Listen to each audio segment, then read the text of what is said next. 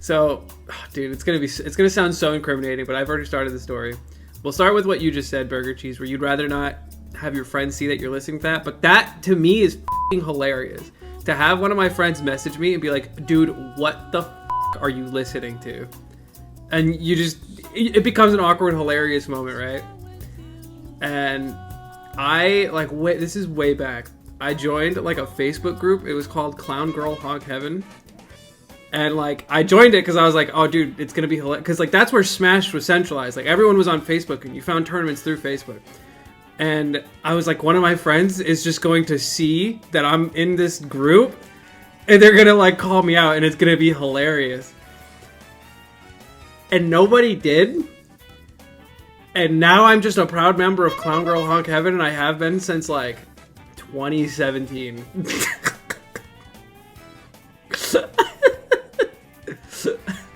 It's like no longer a joke, dude, as you should be. Thank you, Panda. So Clown Girl Honk Heaven, this is getting way too deep. So Clown Girl Honk Heaven is a sister group of, I assume, like, Clown Heaven, or Clown Honk Heaven, I think is what it's called. So there's Honk Heaven and then Clown Girl Honk Heaven.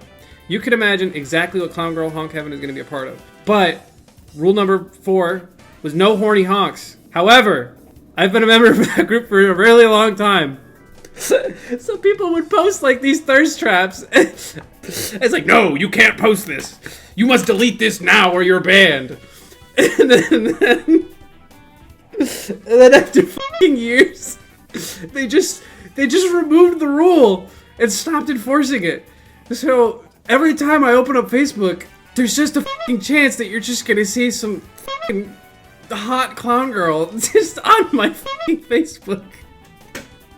So I don't go on that app in public anymore. And I don't know why I haven't left yet. I think it's too fucking funny. Horny honks, thanks for putting the phrase in my head. The arbiter of horny honks. So when you tell me that there's no classy, you're wrong, dude. You're very wrong.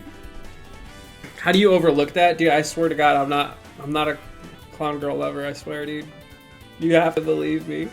Today we are going to be talking about something cool, something fun, and something interesting. That's right. We're talking about the top 5 characters in Smash that used to suck, but are now actually pretty playable. And you see them in today's meta too. You'd be surprised who actually I'm talking about. But there's been a lot of buffs and patches over the course of Smash Ultimate's lifespan. A lot of characters changed. They got nerfed. Boo-hoo. Zero Suit. And a lot of characters were also buffed. That's specifically what we're going to be talking about today. The top 5 most buffed characters. The ones that used to suck. And yeah, we're just going to start. First character I want to talk about, who got buffed a frick ton, is Sheik. Now, I do know mostly what happened to Sheik. We'll put this on while I talk about it. I know a lot of her aerials got changed, which was crazy because she was already, like, very dominant in, like, every air-to-air situation. And, like, the way you would normally play against Sheik is to just, like, fish for trades, which is usually you trade with aerials most of the time. That's just how it goes.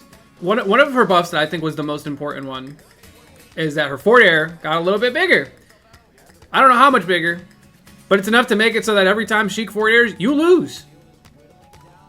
I know they changed, like, a lot of the angles on some of her moves so that, like, it just combos a lot better. Needles to bouncing fish has always been a thing. Always been crazy. Just do game 5, raindrop, but you're right. Game 5 was lit.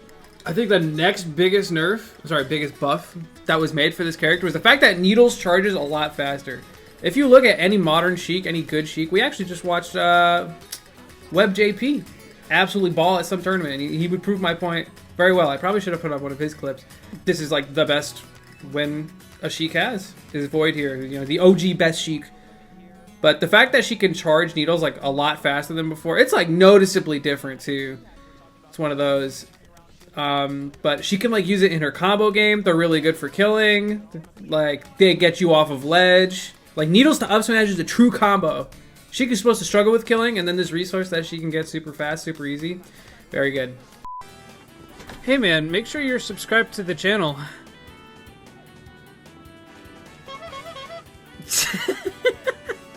Yeah, the only reason I wouldn't put Sheik any higher than what I've done is, like, than where I've placed her is because, like, she was already pretty good. People just didn't play her, I feel. Like, she was still capable of, like, air-to-airing most of the cast. This combo just still just worked all the time. True combo, by the way. Woo! And then Smargo got last at Summit. That is f***ing hilarious. The least entertained gamer of all time. That's the face of someone who just lost to a content creator. I want to put this side by side with Light when he lost to me. Look at this. His fucking mouth. Alright. Next character that got buffed the most. Let's do Ken.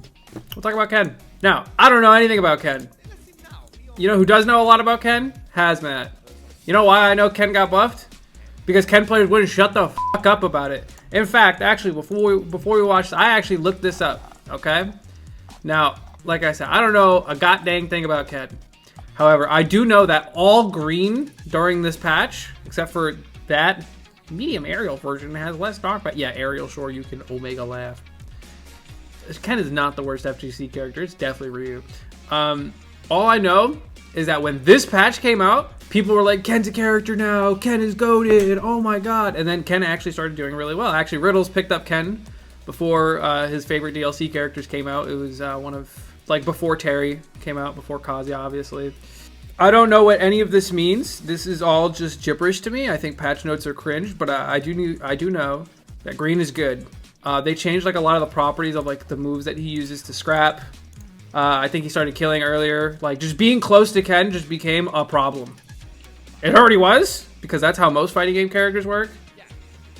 But I think they changed this crescent kick looking thing. This one right here, boom, bink. I don't know what it does. I think that's the move. I could just be wrong. Because Ken is one of the most confusing characters to me. He starts kicking me. I don't go anywhere, but I'm at 80. It doesn't make any sense to me. He's got one of the better recoveries of the fighting game characters. Simply because... Wait, he doesn't. His recovery f***ing sucks. I think the fact that his side B is a multi-hit is nice, but he's definitely faster. Yeah.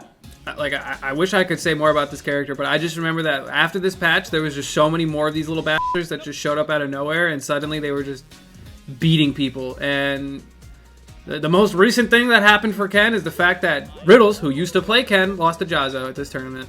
It's already pretty hard beating Riddles, and then you beat him with the character that he plays. That's crazy. Oh, but that's still...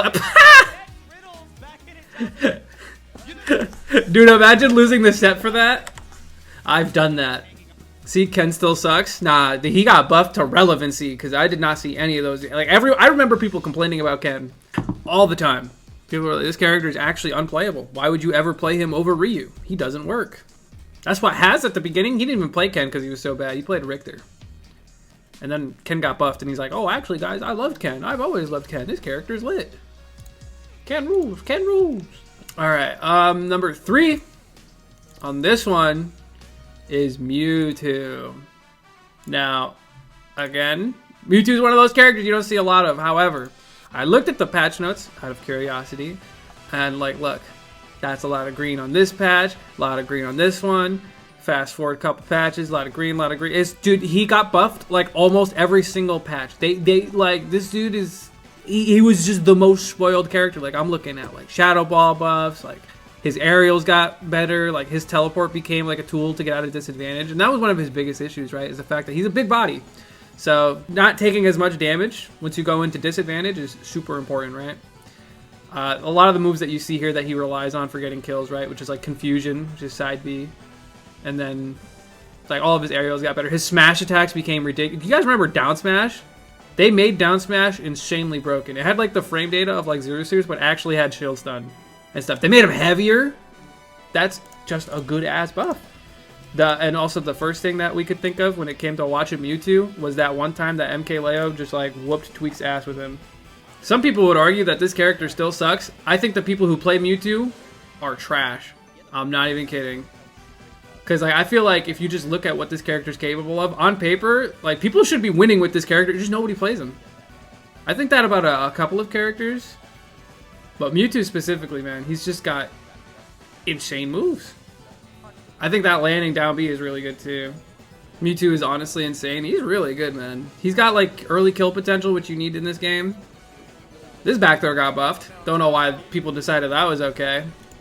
Next two characters I want to talk about are right here, actually. And go ahead, chat. Which one is the most buffed character out of Byleth and Diddy Kong? And why were they played by the top two players of that time period? What was buffed about Byleth? There were a lot of things that were buffed about Byleth. Actually, I wanted to talk about Diddy Kong first. So let me actually find a set where Tweak wins, because they've played a bunch of times. So I'd put for number 2, I'd put Diddy Kong. Diddy Kong was like an alright character, and he's got like another one of those Mewtwo things where like every single patch, he got something buffed about him. And he like slowly became one of these characters that just like more people were playing. There's like a handful of Diddy Kong players I could think of off the dome. But yeah, Summit like post-COVID was the breakout tournament for Diddy Kongs in general. And that was also around the time that he got buffed, but they buffed his recovery. He had an issue where when he up B'd, he would like drift downward. But this Nair got buffed. That up air got buffed. What moves do you see Tweak going stupid with? Mostly in air. Up air goes pretty hard too. But a lot of his aerials got really good. And like he's a character that generally controls the ground all the time. He's got banana peel for that. All of his tilts are super good. Which they buffed his tilts, by the way. His F tilt became more active and larger, which he uses for 2 frames. So characters that struggle with recovering. This character doesn't really edge guard, so they gave him really broken ledge trapping. And he controls the ground. And then they gave him better aerials. What were they thinking? This character's insane!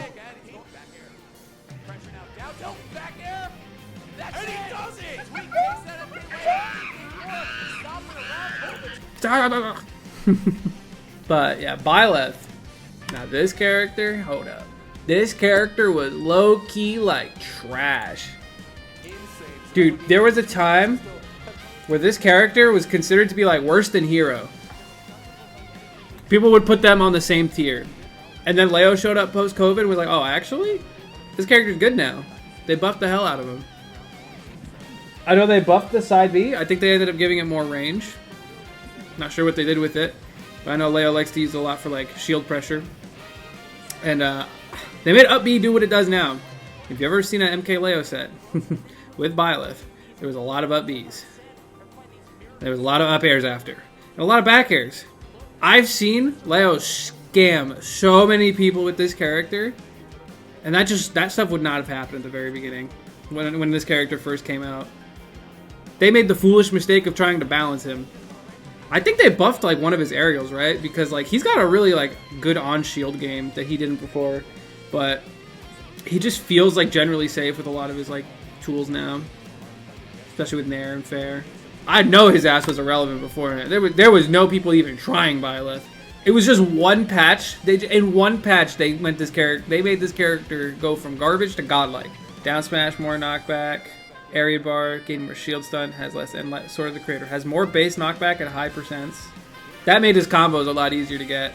Yeah, up special, extended launch distance when stepping on an opponent with high accumulated damage, increased attack speed. There we go. Made his out of shield really good, because this dude could get smothered. If he didn't have up be out of shield, people would just mash on this dude. He would just be forced to roll and spot dodge all the time. Was he the most buffed character? I don't really know. Honestly, I think in hindsight, I might put Diddy Kong over Byleth. I thought this dude got way more buffs, but it looks like Leo just made it look so. You know, actually, I'm going to keep it the same. The biggest buff that Byleth got was the fact that Leo played him. Every character goes up a tier when that happens. And we know that's facts. There you go. That's my list. Would you guys switch up the list at all? Would you replace any characters with any other ones? Let me know in the comments. Go subscribe while you're down there. Bibbidi bobbidi. Boopity.